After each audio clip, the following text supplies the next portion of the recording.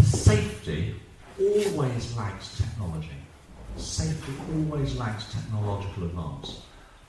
Many of us in the audience will remember when it was perfectly legal to exit a car of your own free will at 60 miles an hour through the windscreen, because safety belts were not compulsory. Is that a fair comment?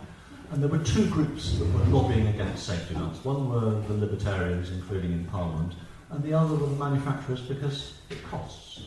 You know, to develop safety costs, and generally the people who notice that there's a safety issue are not the original starters of the technology, and so the cost falls on someone else. A principle I'd like to just share or ask you to think about is the fact that when there is a problem, or when the recognition of problems of safety issues from new technology always goes through this phase. There isn't a problem, there isn't a problem, there isn't a problem, there isn't a problem, there isn't a problem. There is a problem, but, there isn't a problem, but there's a few mad people say that there is. There isn't a problem, but there's a few mad people and a couple of mad doctors say there is. There's perhaps a very small problem, but, you know, most people are talking about it and mad, and there's a couple of mad doctors. There's a very small problem, we've got it completely under control. There is a problem, but we've got it under control. Oh my God, we've got a problem. Okay?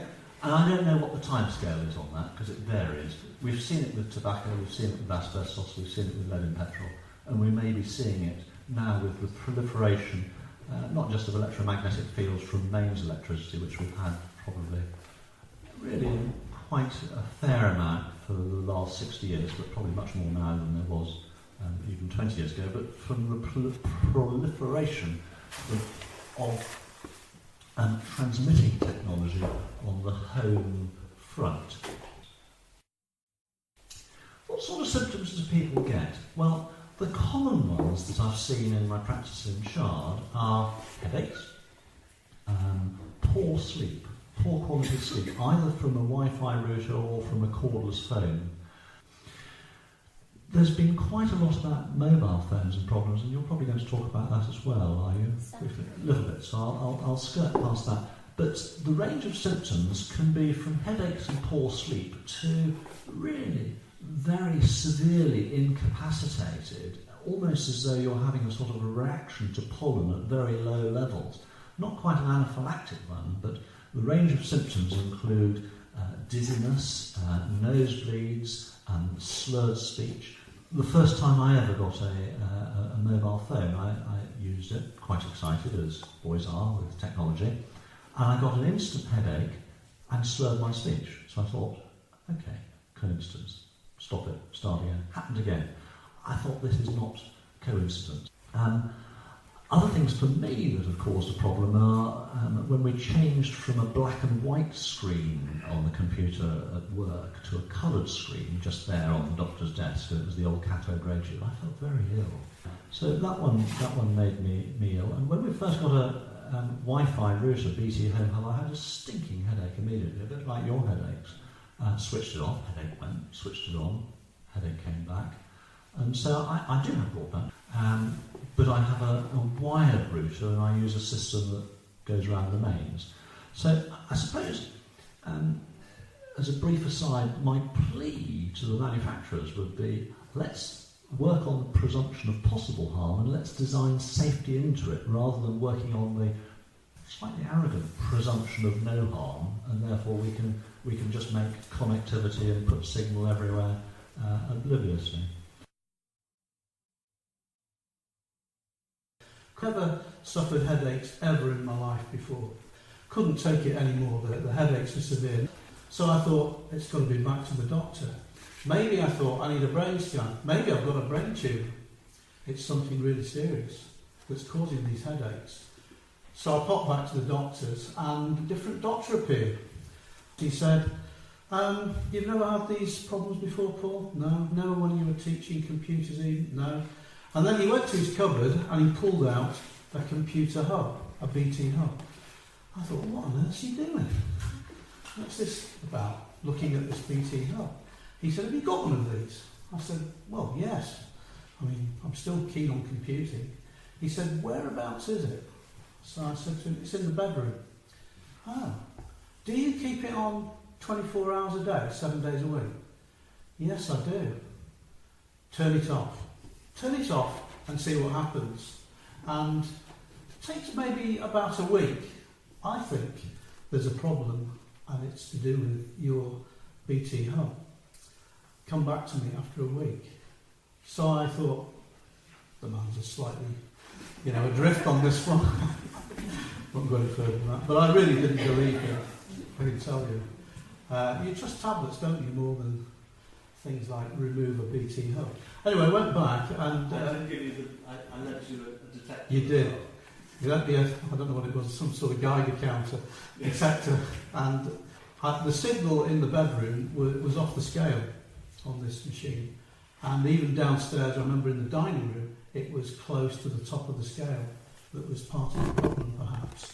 And in fact, the headaches disappeared. He was absolutely spot on. After a week, I had no more headache. And I mean, it's such a wonderful moment when the headache disappears, isn't it? Especially if you've had it for a few years. And I'd had it for probably best part of 2-3 years even.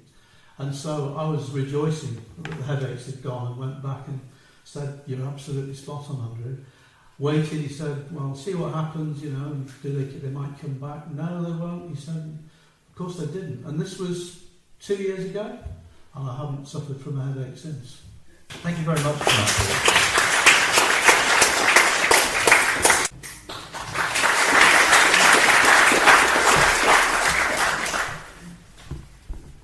So I'm going to talk about electrosmog, that's all the electromagnetic radiation that Dr Tresidder has introduced, and our health and the environment.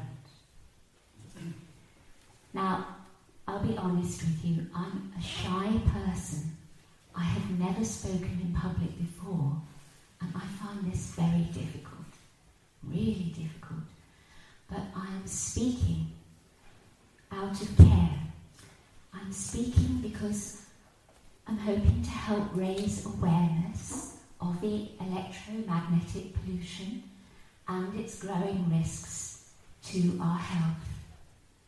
I'm speaking from social care, from spiritual ethics, and from green environmental ethics. So I was working in a busy library, and I loved my job. I loved it. And then one summer, I was busy with projects. I was part of the team welcoming in the summer schools. And my health took an inexplicable dive. My doctor was mystified. At work, I could barely think. I had this uncomfortable pressure in my temples. I went home, it was just the same. I had intermittent dizziness. Nobody knew why. But worst of all, my sleep was utterly destroyed. For months on end, I went to bed and nights were just a long desert. I was leading a healthy life. My GP was mystified, and nutrition didn't help, relaxation, no therapy or prescription helped, and it almost killed me. Sorry, it's not easy to share. One day, when I'd had to give up all work, and having explored every other option, I said to Ian, and I don't know where the thought came from, I said to him, Ian, when did Wi-Fi arrive at home? And he went to check the records, and then I said, when did it arrive at work? phoned up work. Wi-Fi and a lot of wireless technology at work had arrived at the same time that Ian had installed it at home, and it had been a kind of invisible revolution. And when I looked in my diary, I saw that was when my health collapsed. Oh, we thought, that's odd. Well, Ian's got a physics background. I've got some training in nutrition and so on. So we did a test. We're still using our computers, but we use them with the Wi-Fi off. And very rapidly, we got hold of some shielding to put round the bed. Because we said to each other, what does Wi-Fi use? Well, it uses so-called weak pulsing microwaves. So we put shielding round the bed to block the signals. And bear in mind, I tried so many things, I had very little hope, it was just something to try. And also, it seemed so claustrophobic, I couldn't imagine sleeping in such a space. Anyway, I crawled in to test the fit. And hours later, I re-emerged downstairs. I'd had the first solid sleep in 2 years. And the next night, I had solid sleep, and the next night. And it was like it came rushing back like a long-lost tide.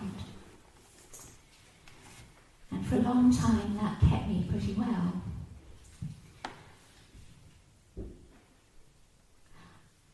A year or so later, I was diagnosed with rapidly spreading breast cancer, and I was put on a long course of chemotherapy. My symptoms were really intense, and the nurses didn't understand why. I was even taken in by ambulance to have my heart checked. Ian said, do you know, maybe it's worth checking the microwave pollution in our house again. He checked it. It had soared. We were surrounded by wireless addicted neighbours. The mobile phone-masts radiation was going up. We put shielding round my convalescence chair, and my symptoms halved. And I was really shocked because it was summer 2013, it was horribly hot inside the net, and I thought it would make me more ill, but it didn't. Whatever the merits of my story, it opened a doorway of awareness.